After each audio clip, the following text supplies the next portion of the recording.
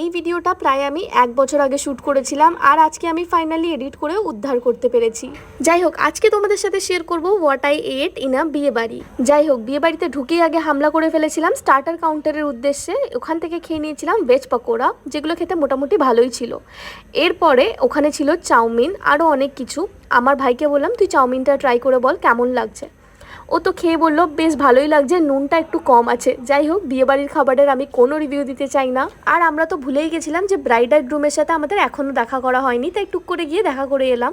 এরপরে আমরা চলে গেছিলাম মেইন কোর্স কাউন্টারে। শুরুটা হলো চিকেন চাটে দিয়ে, এরপরে এলো কচুরি, আর এটা মনে হয়েছিল চিকেন তরকা। 1 বছর আগেকার ভিডিও, থোড়ি খাবারের নাম মনে থাকে। যাই হোক, তোমরা একটু অ্যাডজাস্ট করে নিও।